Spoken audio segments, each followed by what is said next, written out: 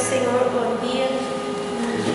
Hoje nós estamos na lição 4 da revista da Escola Bíblica, Estudos da Bíblia, a Doutrina da Obediência.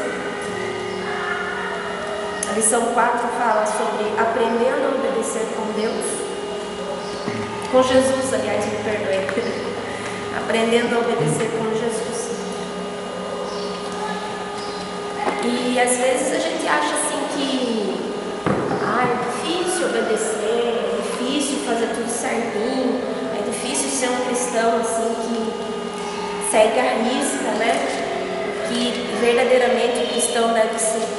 Realmente é difícil, não é fácil. Para nós seres humanos é difícil. Porque a gente vai ter que negar a nossa vontade, o nosso eu, os nossos desejos, né? Mas por outro lado, Jesus ele deixa um exemplo para nós, porque ele como homem, ele foi perfeito, ele obedeceu, não teve pecado algum, né? Ele, em todos os requisitos, digamos assim, ele passou em todos, né? E deixou para nós esse exemplo. Como assim? Ele deixou para nós, embora ele fosse Deus, ele era 100% Deus, mas aqui na terra ele era 100% Deus e 100% homem, né? E ele não usou de forma nenhuma aqui na terra a sua divindade. Ele foi exclusivamente homem aqui na terra, tendo todas as oportunidades de falhar, de mentir, de enganar, né? de falar mal, de perjurar, mas em nenhum momento ele fez isso. Ele poderia, porque da mesma se ele era homem como nós, então eu entendo que ele tinha um livre-arbítrio como nós temos, né? E também teve livre-arbítrio, só que ele usou o seu livre-arbítrio para obedecer a Deus, porque a própria palavra fala que Jesus ele diz assim: se quer conhecer o meu Pai, né? Ele veio para revelar Deus. A própria Bíblia fala isso, que Jesus veio para revelar Deus. E nós estamos aqui para revelar Jesus. Porque na nossa geração, na nossa época, como que nós vamos falar de alguém que ninguém viu? Não é verdade? Nós não vimos, nossos pais, nossos avós não viram. Mas Jesus se revela através das nossas vidas. Assim como Deus se revelou através de Jesus. Daí a gente pode falar assim: mas Deus se revelou através de Jesus, porque Jesus era 100% Deus. Como que nós como que Jesus vai se revelar através das nossas vidas? Nós somos homens. Aí a gente volta lá. Jesus também era 100% homem. Então, se Jesus como homem conseguiu, nós também temos que procurar conseguir. Talvez não consigamos 100%, mas vamos dizer que temos que tentar o máximo possível, né? O máximo possível para obedecer. O que é obedecer? Obedecer é você fazer a vontade de outra pessoa. Isso é obedecer, né? Então às vezes a gente fala assim: aquela criança não é obediente, né? Aquela criança lá, ela desobedece os pais, desobedece os mais velhos. Mas e nós? Porque nós somos adultos, então nós somos donos de nós mesmos, não precisamos obedecer mais a ninguém. Eu tenho 33 anos, então não preciso mais obedecer a ninguém, né? Eu não tenho critério nenhum, faço o que está na minha cabeça. Não. Quando a gente cresce, quando a gente é criança, a gente vai pelos parâmetros que os nossos pais estão ensinando, não é? Os nossos pais vão nos orientar o caminho do Senhor, o que o Senhor gosta, o que o Senhor não gosta, o que é pecado, o que não é pecado, né? E o pai e a mãe vai ensinando aquilo que é correto. E a criança, gostando ou não gostando, obedece. E nós? Nós estamos aqui hoje para aprender o que o nosso Pai Celestial quer para nossas vidas, quais são os critérios que são corretos para as nossas vidas. Então, às vezes, a gente chega na igreja, às vezes não, sempre, a gente chega na igreja, né, antes de entender toda essa questão bíblica, toda essa vontade de Deus, e isso entra em conflito com os nossos princípios.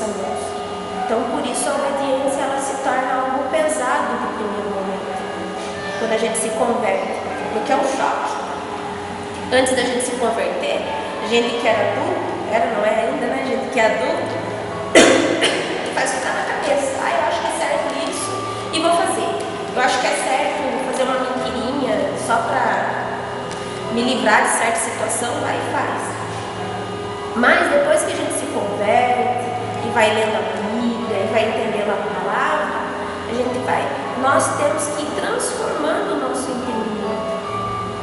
E a obediência deixa de ser um peso e passa a ser um prazer. Por que Jesus obedeceu?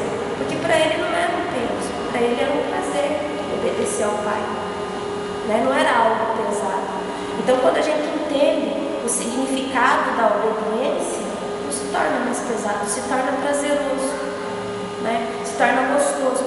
Por isso que a Bíblia fala que o fardo de Deus é leve. Não é um fardo, ele é leve. Por quê? Porque não se torna pesado. Você começa a tirar de letra todas aquelas questões que antigamente era algo assim, digamos, aberração. Nossa, mas eu vou ser crente, não posso fazer isso, não posso fazer aquilo, não posso fazer aquilo outro, não posso não sei o quê. É cheio de não, A gente olha para o cristão e fala, nossa, eu vejo uma placa não na vida dele, mas não é. Nós, na realidade, nós nos prevenimos de entrarmos em mazelas do mundo. Então, quando Deus fala para a gente não mentir, Ele está nos prevenindo não só de ir para o inferno, mas também de entrar numa situação constrangedora aqui no tempo, de entrar numa situação vergonhosa aqui no tempo. E vários outros critérios aqui, que não é só mentir, não é só obediência, ela não se restringe só a isso. Texto bíblico que já foi lido, mas se guardardes os meus mandamentos, permanecereis no meu amor, assim como também eu tenho guardado os mandamentos de meu Pai, e no seu amor permaneço.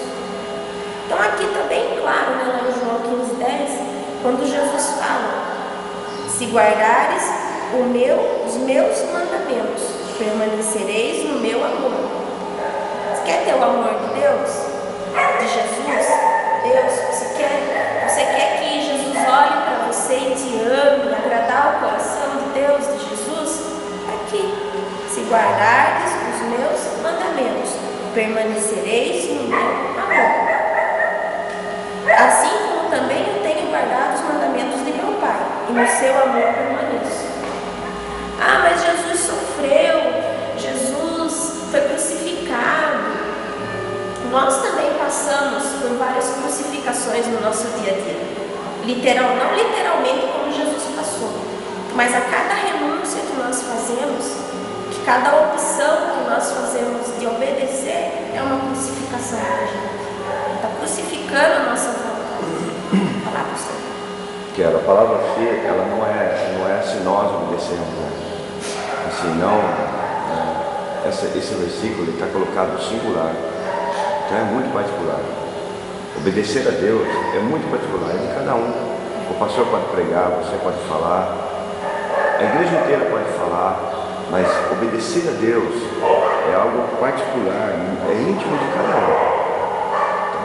Então, é só isso, porque está se guardares, se vocês guardarem, o singular. Por isso que ele fala que a salvação ela é individual. Eu não vou poder chegar lá e falar assim para Deus assim, viu? Mas a Isabelle é minha filha, A dona Jacira é minha mãe,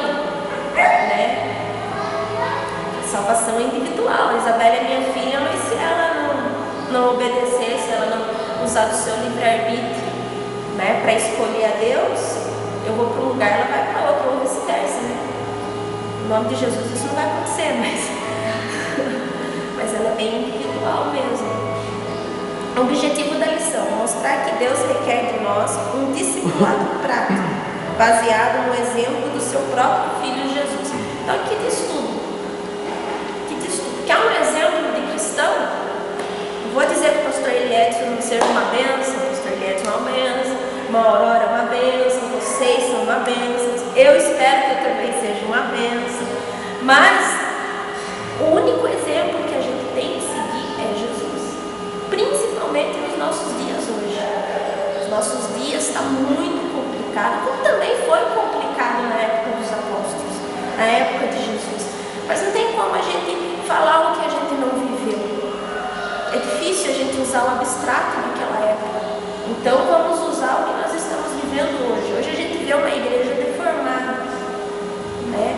E se for para a gente olhar assim, nossa, mas aquele que parecia que era uma pessoa de Deus, nossa, são falhos, né? Então nós temos que seguir o exemplo de Jesus, que foi o único que não foi falho, e tentarmos 100% não sermos falhos, né? Às vezes a gente ouve algumas pessoas falar assim, você não pode olhar para A nem B, não pode olhar para a direita nem para a esquerda, mas é mais ou menos assim que funciona mesmo, né? Nós temos que seguir, nós temos que ser baseados no exemplo do próprio Jesus.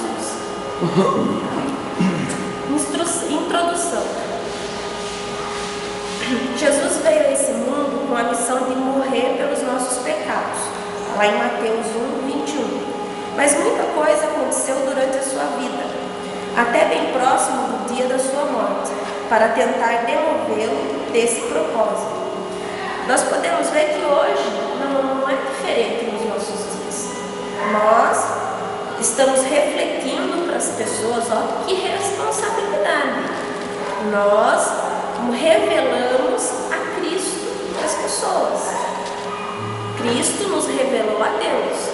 Nós, nos nossos dias, revelamos a Cristo.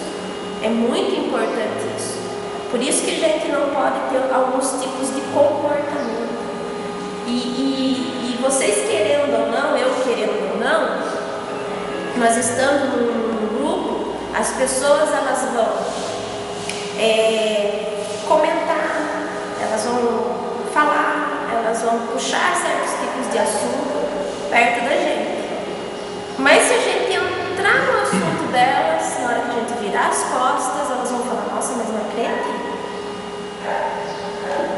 Né? Porque as pessoas esperam certo tipo de comportamento da gente. Que muitas das vezes, o que Satanás faz muito Satanás faz muito? Quando a gente passa por um problema, vocês já perceberam que quando vem um problema parece que cai tudo ao mesmo tempo? Estoura, pipoca, né? Vai estourando. Por quê? Qual que é o objetivo de Satanás nisso? Que a gente não raciocine. Se a gente não raciocinar, a gente vai agir pela razão. E daí é a hora que a gente se estoura, é a hora que a gente fala que não é para falar, toma atitude que não é para tomar, né? Então nós temos que estar sempre em oração, sempre pedindo para Deus paciência, temperança, pedindo para Deus calma, pedindo para Deus discernimento, para na hora que acontecer essas diversidades todas ao mesmo tempo, normalmente acontece isso, a gente consiga respirar e tentar resolver uma de cada vez, para não perder o pouco. Às vezes não é fácil, né? A gente acaba perdendo um pouco, mas tentar procurar não perder. E Jesus, antes dele, a gente sabe que ele foi tentado por várias vezes, né? Principalmente quando ele passou por aqueles 40 dias, né, de jejum, ele foi muito tentado. E nós também somos todos os dias muito tentados. Mas de que forma Jesus venceu a tentação? Qual foi o exemplo que Jesus deixou para nós?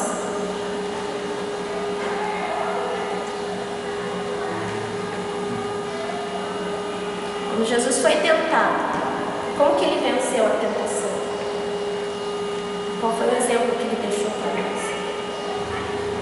A palavra, obedecendo a palavra de Deus. Obedecendo a palavra de Deus. Ele usou extremamente a obediência. E o que Satanás usou? Também a palavra. Né? Se você não é Deus, dá ordem aos seus anjos. Se não é filho de Deus, dá ordem aos seus anjos. Né? E muitas das vezes a gente tem que tomar cuidado, porque a Bíblia ela é uma faca de dois gumes. Se a gente quiser deturpar ela, a gente deturpa. Né? Como a gente vê muitos casos na televisão, né? E pessoas pegando versículos bíblicos aí e transformando no que quer. E não é bem assim. Né? Então, para nós, a Bíblia Bíblia fala: resisti ao diabo e ele fugirá de vós. E através do que nós resistimos ao diabo? Através da obediência à palavra. E como que nós vamos obedecer aquilo que nós não conhecemos? Temos que conhecer a palavra de Deus, né? Temos que conhecer os fundamentos de Deus. Temos que conhecer quais são os exemplos que Jesus deixou para nós seguirmos. A partir daí nós vamos poder obedecer, né? E a partir daí nós iremos resistir o diabo no dia mau. Resistir o diabo não é chegar lá, eu era um alcoólatra, por exemplo, colocar uma garrafa de vinho e ficar lá, eu resisto. Não é assim, né? É resistir na palavra. Deus falou, Deus deixou escrito que eu sou mais do que vencedor em Cristo Jesus. Então eu sou mais que vencedor, não é em mim mesmo, com as minhas forças, com o meu conhecimento, com o meu intelecto, com a minha vontade. Não, eu sou mais do que vencedor. Em quem? Em Cristo Jesus. Então a gente tem que conhecer a palavra, transformar a palavra como base da nossa vida, né? Lâmpada para os meus pés, isso, pastor? Luz para os meus caminhos. Luz para os meus caminhos. Então não adianta você enxergar bem humanamente sem um cego espiritual, né? Às vezes tem muitas pessoas que não têm a visão propriamente dita, mas têm um conhecimento espiritual que arrebenta com a gente, né? Mas muita coisa aconteceu durante a sua vida, até bem próximo do dia de sua morte, para tentar demovê-lo desse propósito. Segundo alguns teólogos cristãos, a frase de maior impacto do Evangelho é esta: está consumado. Pois revela o ponto alto da obediência de Jesus ao Pai. Jesus, ele sempre soube qual era a vontade de Deus para a vida dele, né? Ele sempre, por mais que doesse, ele era ser humano, né? Por mais que doesse, com certeza fisicamente ele deve ter sofrido muito, mas ele sabia por que ele estava aqui, né? E nós também temos que saber o porquê nós estamos aqui. Nós não estamos aqui por acaso, né? Nós estamos aqui para quê? Para revelar Cristo para essa humanidade que não tem, né? Então, a partir do momento que a gente entender isso, nós vamos conseguir levar, né, a nossa vida e nosso, digamos assim, no nosso propósito, nossa missão, vamos colocar assim, perfeitamente, né? Vai doer, vai fazer uns arranhões, mas nós vamos conseguir, baseados na palavra. E quando a gente falecer, espero que a gente vá para o céu e fale assim: nossa, eu cumpri a minha parte. Através da minha vida, Cristo foi revelado, né? Assim como Cristo também falou, está consumado, né? O ponto alto da obediência de Jesus. É o ponto alto, o ponto culminante. Então, todas as vezes que nós obedecemos, nós vamos dizer, entre aspas, que nós caímos nisso daqui. Cada vez que a gente diz não para o pecado, cada vez que a gente diz não para alguma coisa que desagrada a Deus, né? Nós vamos dizer para Deus assim: ó Deus, nós te escolhemos. Jesus, nós te seguimos. Quem de fato são os verdadeiros discípulos de Jesus Cristo? Quem são os discípulos de Jesus Cristo? Ele mesmo responde a essa questão nos seguintes termos: vós sois meus amigos, se fazeis o que vos mando. Mandar é uma imposição, né? Eu mando, então você não tem outra alternativa, você faz ou você faz. Mas que a tradução na língua portuguesa, vocês sabem que a Bíblia, de uma língua para outra língua, existem muitas palavras que às vezes até não dá para ser traduzida. Então, quando o autor foi traduzir, quando foi se traduzir a Bíblia para o português, então eles colocaram essa palavra mando, daí dá aquela impressão assim de ser obrigado, você vai fazer a força. Mas Deus não quer que a gente faça força. Deus quer que nós façamos por nossa livre e espontânea vontade. Um ato de escolha. Daí a gente vai voltar lá atrás sobre o sacrifício de Caim e Abel. Os dois ofertaram para Deus. Os dois. Humanamente, se eu estivesse lá, eu ia olhar assim, nossa, mas Deus é injusto, né? Porque os dois ofertaram. Só que nós, como seres humanos, não conhecemos o profundo do coração. Então, o que acontece? Nessa palavra que eu mando, vós sois meus amigos, se fizeres o que vos mando. Então, esse mando dá uma impressão muito de obrigação, né? Então, eu prefiro entender que não seria um mando de obrigação, mas eu sei qual é a vontade de Deus e eu escolho a vontade de Deus. Porque eu fazer para mostrar para a Djanira que eu faço, é muito fácil. Ela não é onisciente. Ela não sabe o que está aqui dentro. Mas a Deus ninguém vê. Né? Porque qualquer que fizer a vontade de meu Pai Celeste, esse é meu irmão, irmã e mãe. Porque me chamais Senhor, Senhor, e não fazeis o que vos mando. Então é muito fácil eu entrar dentro de uma igreja, erguer os braços. Uma vez eu ouvi, não sei se foi a Ana Paula Valedão, foi a Helena Tanuri falando que o crente, ele não foi essas palavras que eles usaram, mas eu entendi assim, como se nós algumas pessoas, nós não, mas algumas pessoas fossem mentirosas, porque cantam aquilo que não vivem. Chega na hora do louvor, que a gente que é muito, aquele hino maravilhoso, né? Mas não vive aquilo que o hino está falando. Está falando para Deus, Jesus, eu te amo. Mas você ama e não obedece? Você ama e não agrada? Você ama e não respeita? Que amor é esse? Né? Deus, Ele nos amou tanto que Ele enviou o seu Filho, o seu único Filho. Né? E nós? Erguemos a mão, Jesus eu te amo, Jesus eu te amo, e não conseguimos deixar os velhos vícios. Fala alguma coisa, pastor? É que todas as vezes que desobedecemos a Deus, revela, é muito triste isso, revela o que é o nosso coração, todas as vezes. Revela o que nós não conseguimos ser, e revela a maneira que Deus olha para nós. E Ele olha e fala assim, você é uma pessoa, gente boa. Ele faz isso. E todas as vezes que desobedecemos a Deus, revela aquilo que nós não conseguimos ser. É muito frustrante. Esse paradoxo é muito frustrante, é muito triste.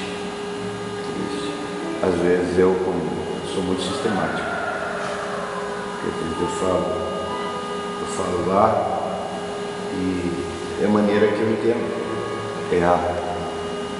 E se você procede da maneira B, a minha mente na hora entende que a mensagem que manda para mim é que você não é o homem de Deus, você não é o homem de Deus.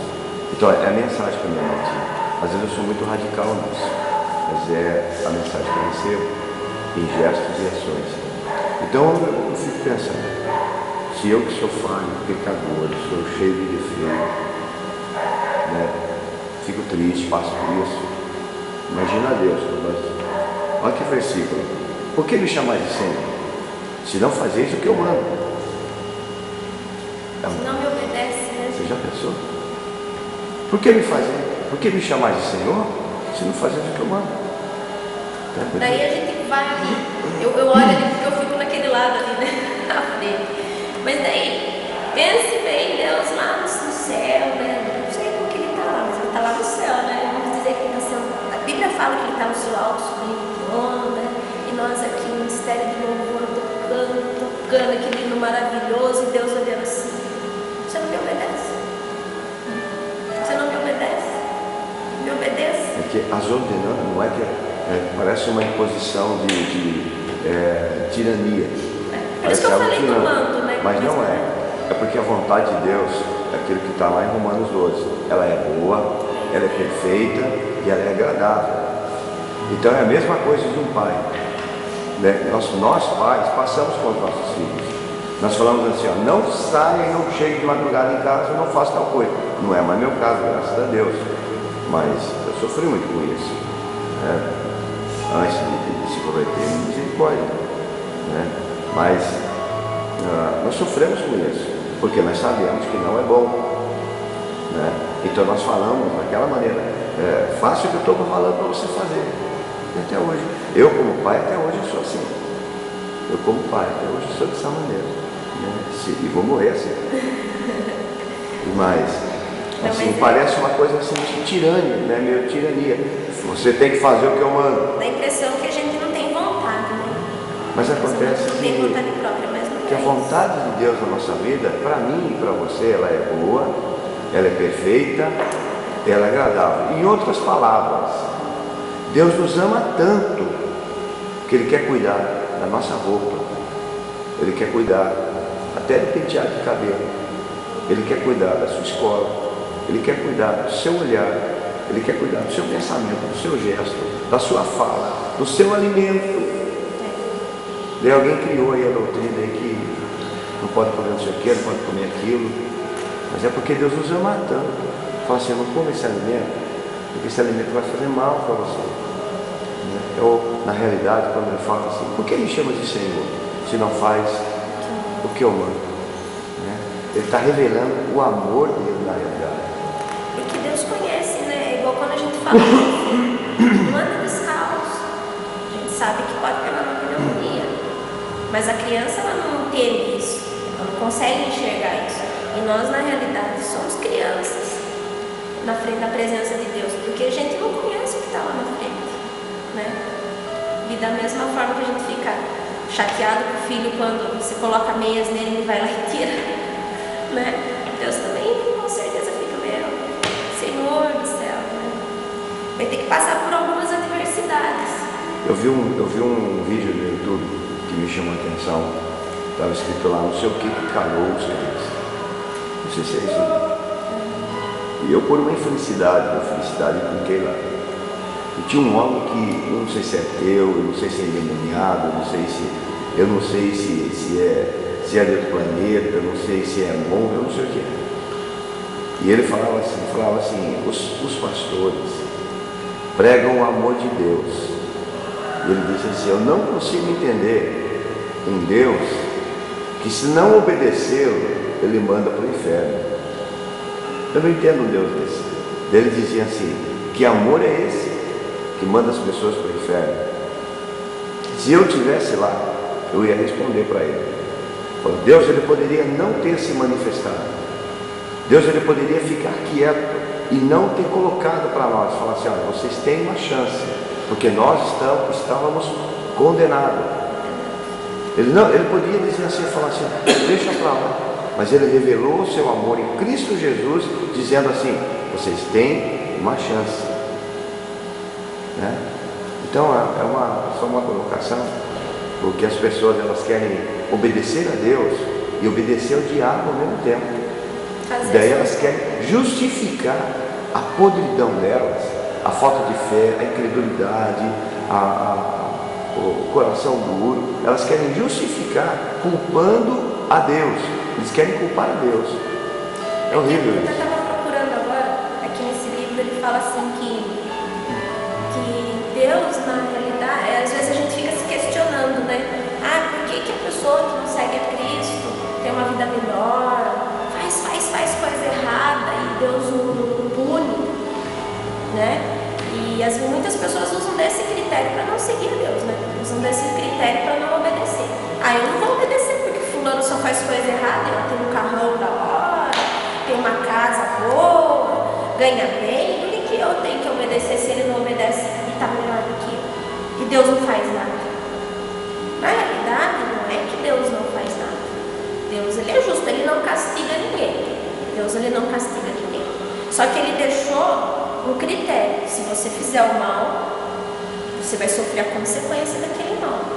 Então por que Deus não fulmina essas pessoas que estão pecando, né, como era lá no Antigo Testamento? Não, porque como o pastor falou, quando Jesus veio para reconciliar-nos com Deus. Então, Deus, essas pessoas elas não entendem, mas elas estão sobre o amor de Deus, sobre a graça. Então, cada vez que elas erram, Deus fala assim: você tem uma outra chance para acertar. Toda vez que eu erro, Deus fala assim: você tem uma outra chance para acertar. Esse é o amor verdadeiro. Você tem uma outra chance para acertar. Né? Por isso que a palavra diz que enquanto todas as pessoas não ouvirem falar de Jesus, Jesus não volta. Nós não sabemos o dia, nós não sabemos a hora, mas uma coisa eles deixaram: toda língua confessar. Então ninguém lá na hora, ninguém vai poder chegar e falar assim: eu estou todo no inferno, mas ninguém pregou a palavra para mim. Só um detalhe, desculpe te cortar aqui, que quando Deus ele resolveu, não vou dizer liberar geral, misericórdia até, mas quando Deus, depois da queda do homem no jardim do Éden, a tristeza foi tão grande no coração de Deus, que foi uma traição. Deus, ele tem alguns homens que entraram em contato com Deus, mas Deus se recolheu um pouco. Eu entendo assim um pouco. Daí você encontra em Gênesis 6, alguns anjos vieram visitar a terra, é todo um contexto teológico ali. Mas no versículo mais adiante de Gênesis 6, você vai ver o pensamento do homem, ou seja, a vontade do homem. Pensamento e vontade. O homem pensa, realiza. Pensamento e vontade. E o pensamento do homem, a vontade do homem era continuamente maligna. E arrependeu-se Deus de haver feito os homens. Então quando Deus, que nem esse jovem, essa pessoa, esse homem, não sei quem é, que eu vi, por uma infelicidade ou por uma felicidade, orar para que Deus mude a vida dele, na realidade não sei nem se eu quero orar diante de Deus, porque a Bíblia fala assim, não ore por esse povo, está na Bíblia.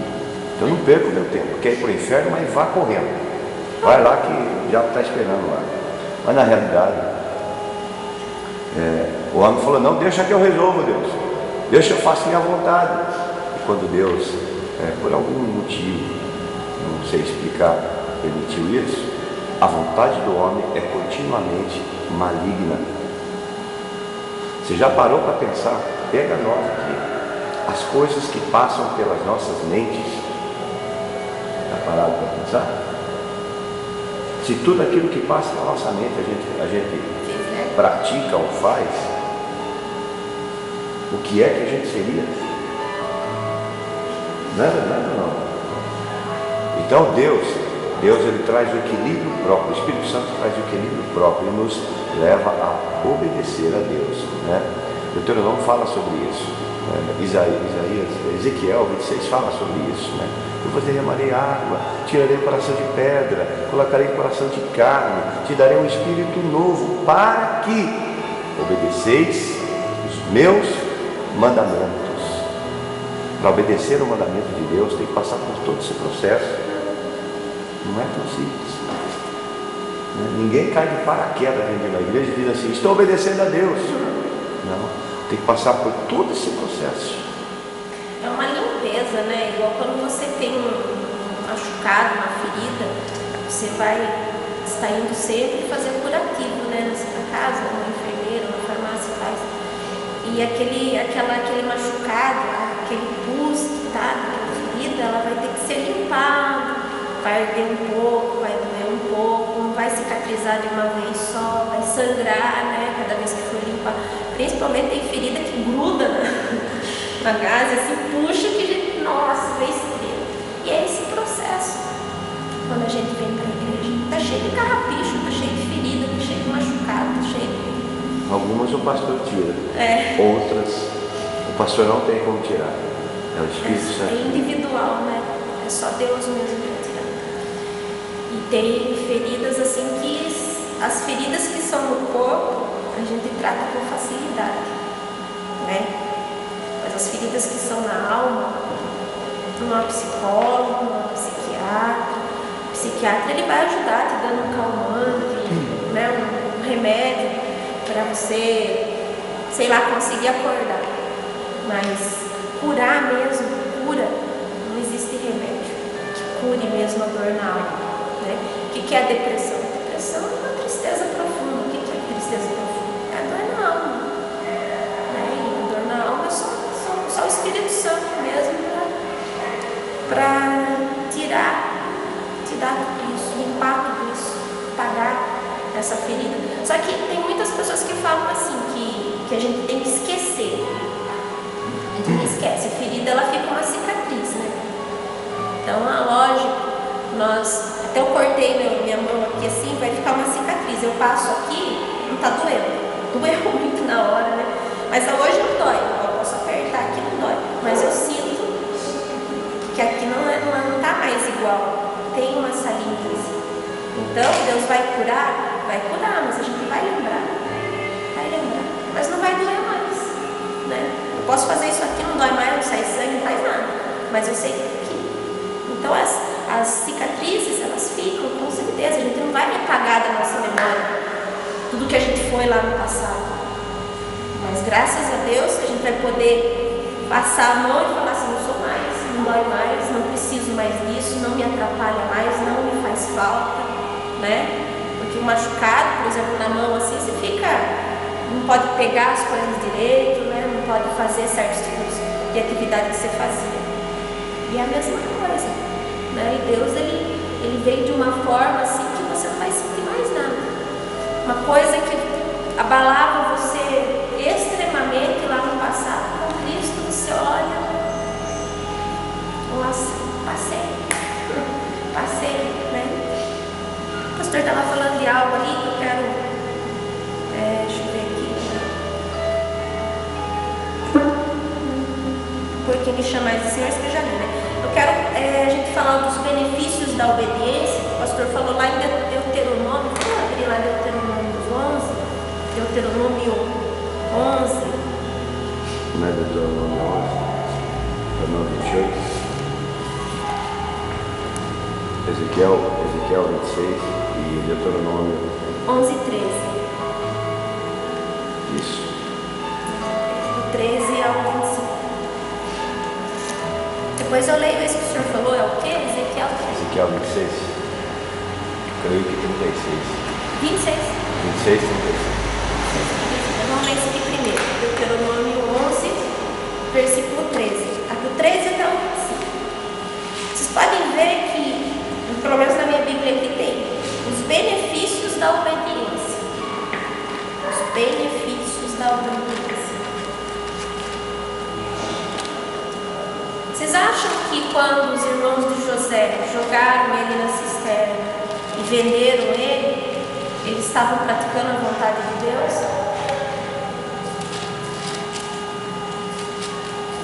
Era isso que Deus queria para a vida de José? Com certeza não. Eu acredito que Deus ele tem uma maneira de trabalhar. Muitas coisas acontecem na minha, na sua, nas nossas vidas. Não são coisas boas. E Deus, não que Ele não tem todo o poder, mas existe aquela palavra, livre-arbítrio. Pessoas podem nos ofender, nos ferir, nos magoar, e nós também, se não se cuidar, podemos fazer isso às outras pessoas. Quem é de Deus? Aquele que crê em Deus, porque José tinha um diferenciado. Você vai ver que ele é o único que diz assim, Jacó amava a José, porque José era obediente. Se você for ler a biografia de José, você vai ver que ele ia lá e ele entregava todos os irmãos. Não é que ele era dedo duro, é que ele não admitia os outros irmãos obedecer ao seu pai. E ele entregava, por isso que Jacó amava mais o José. Então, quer ser amado de Deus, está aí o segredo, né? Vou entregar aos outros, pastor. Não. Então, às vezes a gente pode interpretar a vida de José errado, né? Pode, e muitos interpretam. Mas deixa eu só terminar meu raciocínio. Deus, ele nos ama tanto que Ele trabalha, quando acontece alguma coisa errada, Ele trabalha para que dê certo. É isso. Alguma coisa errada aconteceu na minha vida. E Deus trabalhou para que fizesse dar certo. Não era da vontade de Deus que eu fosse um viciado. Nunca foi. Mas Deus trabalhou na sua plenitude, na sua vontade. E hoje, quando entra alguém na igreja que usou droga, ou que está usando droga, eu como fui eu sei. Deus trabalha nas falhas que acontecem, Deus trabalha. Deus nunca perde. Então não era a vontade de Deus para José, mas Deus transformou a maldição em bênção. Uma vez eu ouvi a Soraya Juncker, ela é ministra de louvor da Metodista, né, pastor? E ela falou assim em uma das suas pregações: o que Satanás acha, que quando Satanás acha que nos derrubou, ele pensa que ele faz todo aquele circo na nossa vida, sapateia na nossa vida, fala assim, agora eu derrubei. Deus vem e exalta. Através daquela coisa ruim que aconteceu na nossa vida, Deus vai transformar em exaltação. Mas para isso a gente tem que ter um equilíbrio. Na hora que acontecer a coisa ruim, não sair metendo o pé em tudo, né? Que muitas das vezes dá vontade de agir principalmente quem é sanguíneo, que não vê muitas coisas na frente, né? Eu sou bem sanguínea também, se a discussão que tiver o meu controle da minha vida, você é uma coisa, é complicado. Lógico, José, Deus não queria que os irmãos de José vendessem ele, mas eles usaram do livre-arbítrio. E Deus não impede. Deus não impede as nossas escolhas. Ele fica triste com a gente, ele se entristece, né, com certeza, mas ele não impede, como ele não impediu. Então foi só que Deus transformou aquela coisa errada que os irmãos de José fizeram com ele lá na frente em bênção, né? Por quê? Porque os irmãos de José precisavam dele lá na frente. Lá na frente José tinha um poder suficiente para poder vender ou não vender alimento para eles, cuidar ou não cuidar deles. José também usou do seu livre-arbítrio. Deus também não interferiu. Não foi Deus que falou, José, você vai obrigado a perdoar seus irmãos. O que acontecia? José, ele era obediente, ele conhecia o Deus que ele servia, e ele sabia que para a gente agradar a Deus, nós temos que amar. Então o que ele fez? Ele amou, perdoou.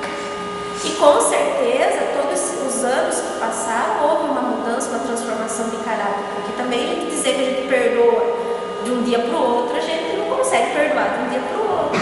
Mas se a gente escolher o perdão, o Espírito Santo, Deus vai acalmando, né? Chega uma hora que a gente perdoa de verdade, né? E foi isso. Deus transformou aquela situação ruim para José, e José teve vários.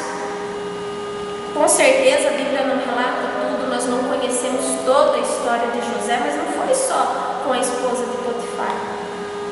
Com certeza ele teve outras situações na vida dele que ele poderia ter pecado, que ele poderia ter caído. Porque nós temos situações que às vezes a gente não conta para o pastor, não conta para o melhor amigo, e que poderia ter caído, poderia ter recusado a Deus e escolhido essas situações, né? Com certeza ele passou por várias outras situações, mas em todo momento ele usou do seu livre-arbítrio, ele usou do seu amor, ele usou da sua obediência. Por quê? Porque ele conhecia a Deus. E nós, como que nós vamos conhecer a Deus? Através da palavra, né? Por isso que é importante. Vamos ler ali então Deuteronômio.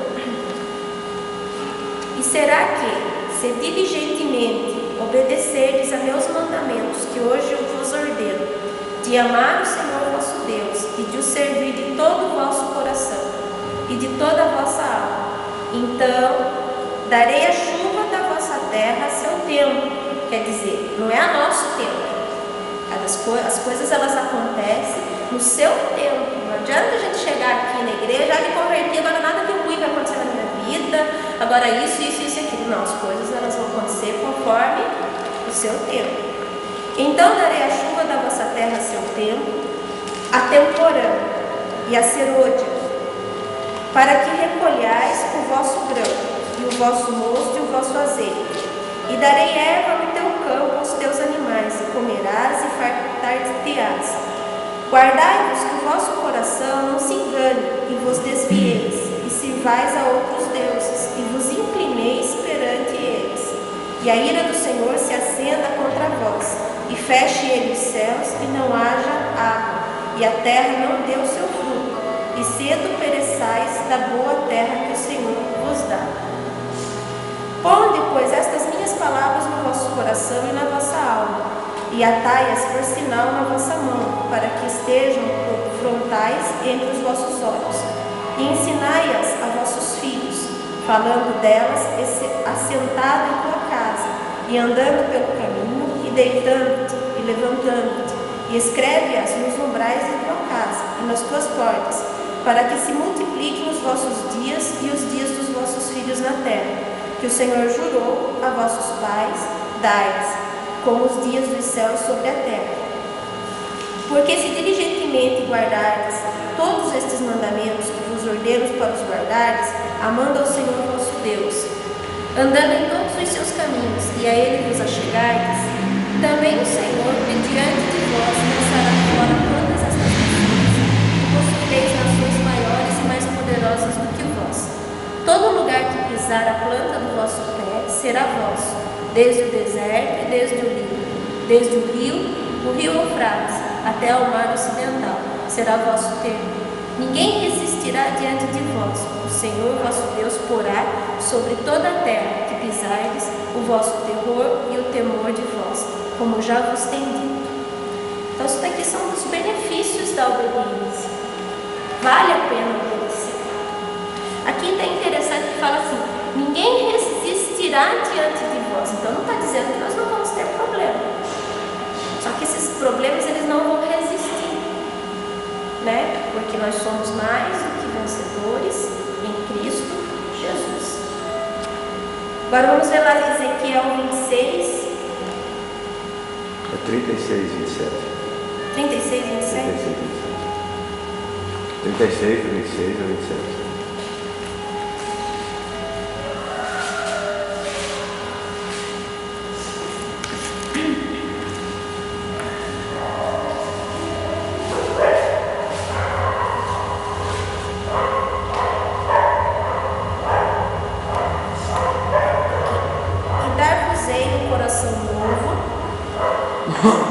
E porei dentro de vós um espírito novo, e tirarei da vossa carne o coração de pedra, e vos darei um coração de carne. E porei dentro de vós o meu espírito, e farei que andeis nos meus estatutos, e guardareis os meus juízos, e os observareis, e os observeis. É interessante que, às vezes eu falo assim, a gente não precisa fazer nada, Deus fez tudo. A única coisa que a gente precisa fazer é falar: Deus, estou aqui. É obedecer. Deus, estou aqui. O que o Senhor quer de mim?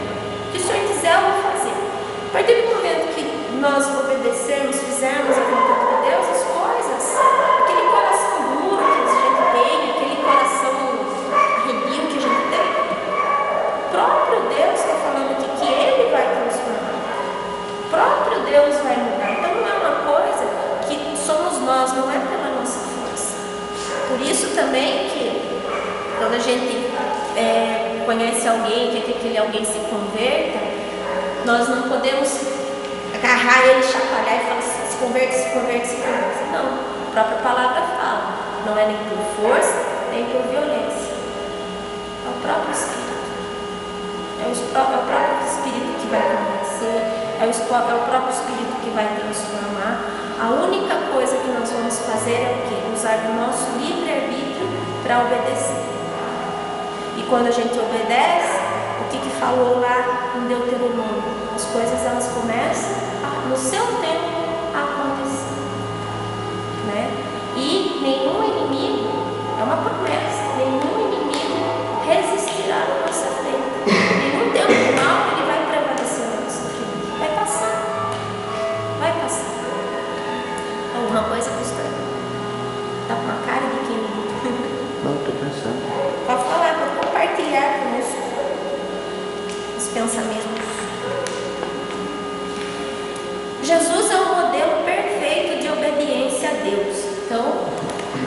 estávamos falando sobre isso, né?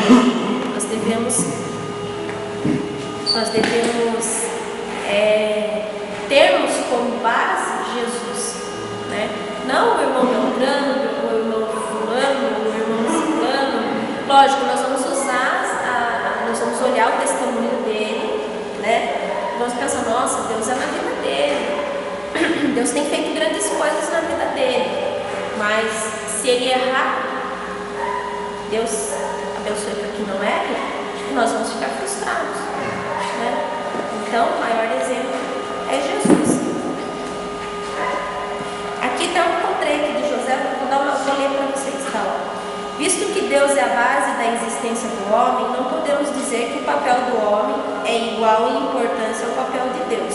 Tem muitas pessoas que acham que são tão demais, né? A gente tem que tomar cuidado com isso, né? A pessoa Deus começa a usar muito ela, daqui a pouco se acha estrela e fala, não, mas Deus sou eu. Sou eu que revelo, sou eu que faço, sou eu que aconteço, sou eu que prego, e esquece do Espírito Santo, mas não é, né? Nesse ponto, novamente, encontramos um profundo mistério. Deus outorgou ao homem poderes naturais que podem ser usados para o bem ou para o mal. É o que o pastor estava falando. Então nós temos o livre-arbítrio.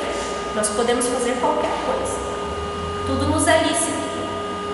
Paulo fala, mas nem tudo nos convém. Quando esses poderes naturais são usados de maneira má, somente o homem é o responsável, porquanto Deus não é o causador dos maus atos dos homens. Jeremias, vamos dar uma olhada em Jeremias 44:4. Jeremias 44.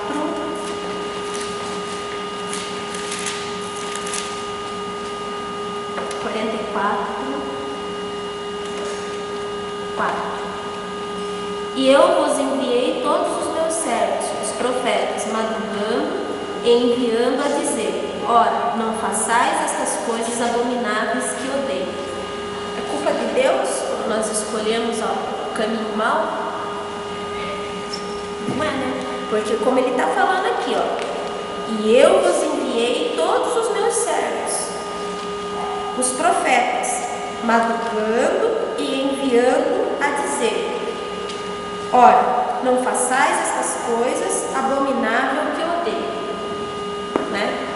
Então, todo sábado, todo domingo, todos os dias das nossas vidas, Deus coloca na nossa frente pessoas, né, que vão estar nos direcionando para nos dizer o que é certo e o que é errado.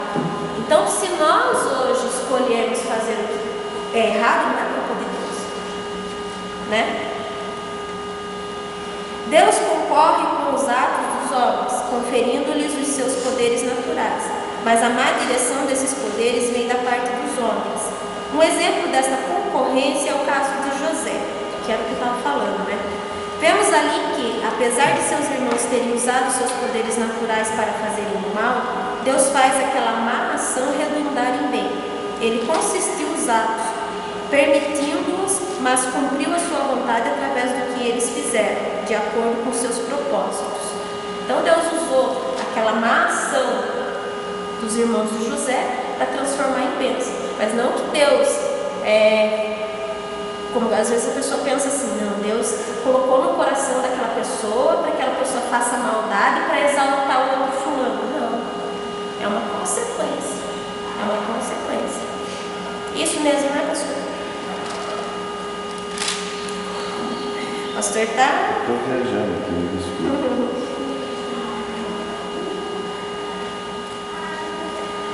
Aqui. Jesus é o modelo perfeito da obediência a Deus. O amor de Jesus por Deus é revelado na sua completa obediência, a sua vontade. Vejamos. Contudo, assim procedo para que o mundo saiba que eu amo o Pai e que faço como o Pai me ordenou. Em resumo, a vontade de Deus era que Jesus fosse o Cordeiro de Deus que tira o pecado do mundo. O que ele cumpriu plenamente, entregando-se voluntária e espontaneamente a fim de redimir aqueles que creem nele. Voluntária. Jesus podia ter negado como homem? Podia. Mas voluntariamente ele amava a Deus, cumpria os seus mandamentos e obedecia. Né? Você acha, a questão de obediência, ela vem antes do ser humano. Vamos colocar, se Satanás, Lúcifer, né, ele se rebelou contra Deus, quer dizer que ele tinha o livre-arbítrio. Eles tinham, os anjos tinham o livre-arbítrio, né? E se em nenhum momento Deus impediu Lúcifer de fazer aquilo, porque se ele era onisciente, se ele é hoje onisciente, ele também era onisciente naquela época, né? Naquele período ele também era onisciente. Então ele também sabia do que estava passando no coração de Lúcifer, mas ele deixou que Lúcifer usasse do seu livre-arbítrio. Agora hoje ele cortou, né? Deus cortou. Hoje os anjos não têm mais livre-arbítrio. Mas o que acontece? Lá no jardim do Éden, será que Deus não sabia que Eva ia ser enganada e que Eva ia iludir Adão também para que comesse do fruto? Deus sabia, Deus é onisciente. Mas Deus, ele não quer nada obrigado. Ele não quer o nosso amor obrigado. Quando você ama uma pessoa, um ser humano, vamos dizer, quando a esposa ama o seu marido, quando o marido ama a esposa, os defeitos, eles se transformam em mínimos. E a gente acaba deixando algumas coisas para agradar a outra. Porque o relacionamento, um tem que abrir mão de uma coisa, o outro tem que abrir mão de outra coisa. Mas às vezes a gente acha que só Deus tem que abrir mão de outras coisas, né? E nós não, né?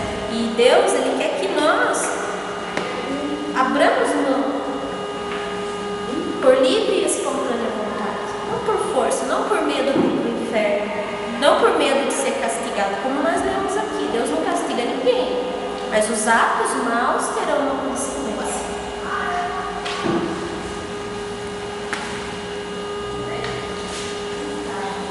Em resumo, a vontade de Deus era que Jesus fosse o Cordeiro de Deus, que tira o pecado do mundo.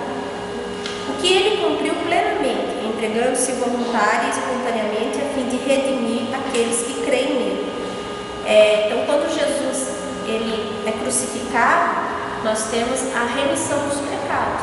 Nossos pecados, eles são apagados, desde que nós aceitemos a Jesus. Se nós não aceitarmos a Jesus, nós não somos redimidos, não somos ligados.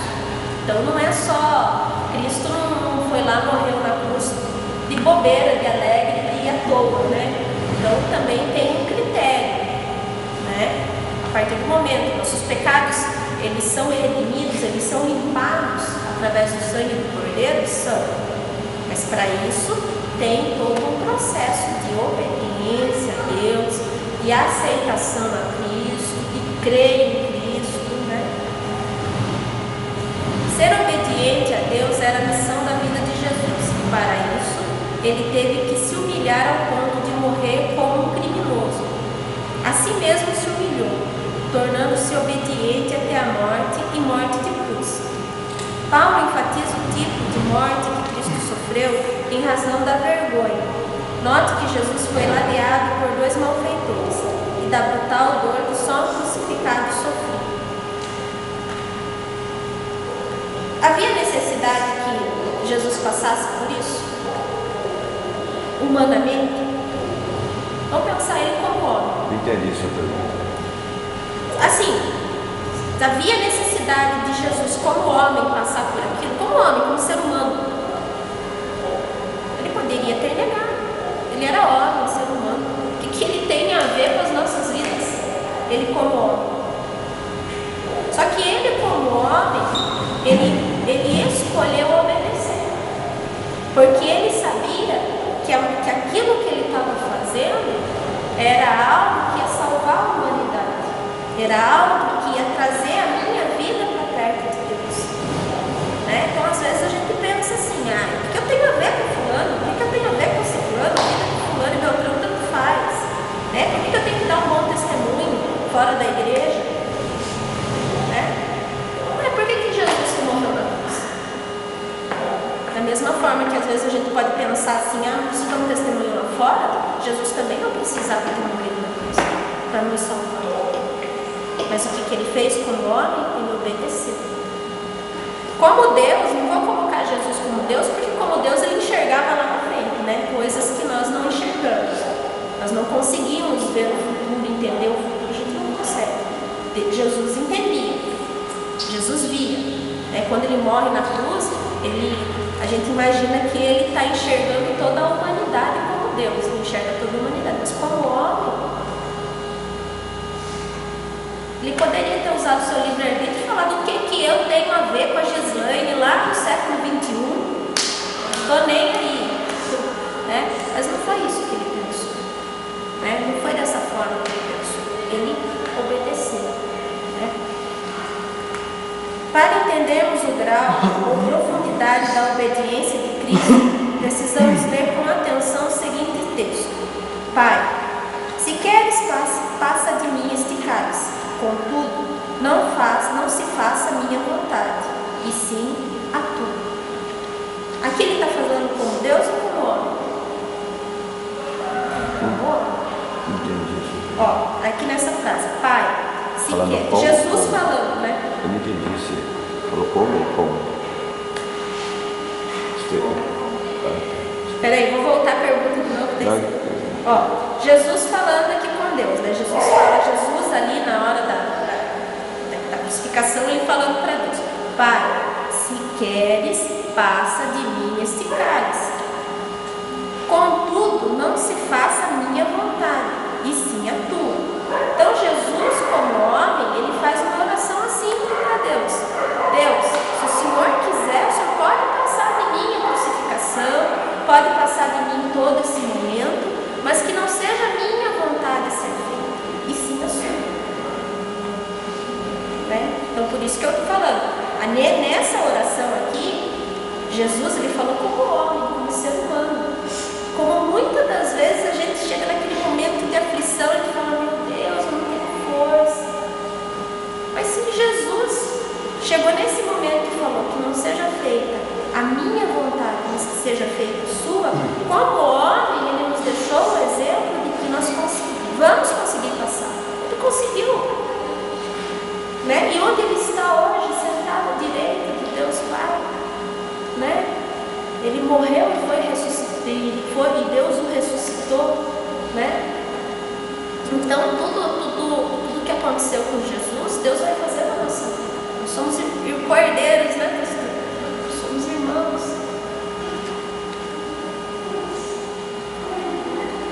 Paulo enfatiza o tipo de morte, porque já li. Para entendermos o grau de profundidade da obediência de Cristo, ler com atenção o seguinte texto: Pai, se queres, passa de mim este cálice, contudo não se faça a minha vontade, sim a tua. Isso é explicado por Paulo nos seguintes termos: Cristo Jesus a si mesmo se esvaziou, assumindo a forma de servo. Ele teve que, está escrito errado aí, viu? Não sei se é só na minha que está escrito, mas está escrito assim, anular, mas acho que é anular-se completamente a fim de encarnar a vontade de Deus. Então aqui está o maior exemplo do que Deus quer para as nossas vidas. Está o maior exemplo de obediência. Nós temos que nos esvaziarmos de nós mesmos. Aqui um hino da Nívia Soares que fala sobre isso. Então Jesus, como homem, ele se esvaziou da vontade dele e praticou a vontade de Deus, fez aquilo que estava no coração de Deus. Então, a si mesmo se esvaziou, assumindo a forma de servo. Ele teve que anular-se completamente a fim de encarnar a vontade de Deus. Alguma dúvida, irmãos? Vou parar aqui para continuar semana que vem, que já deu horário. Mas até aqui, alguém tem algum comentário? Alguma dúvida? Algo a acrescentar? Ou algo que acha, professora, né? Você falou errado, não concordo com isso. Também pode, eu não sou detentora de saber, estou estudando aqui também com vocês. Né? Quem cala consente, então quer dizer que a aula foi boa. Pastor, senhor, dá a benção. Então, semana que vem a gente termina. Amém, irmãos?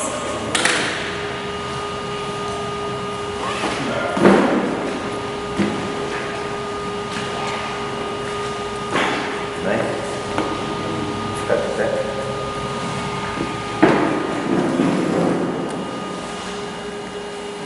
Descer a Deus, vamos ficar.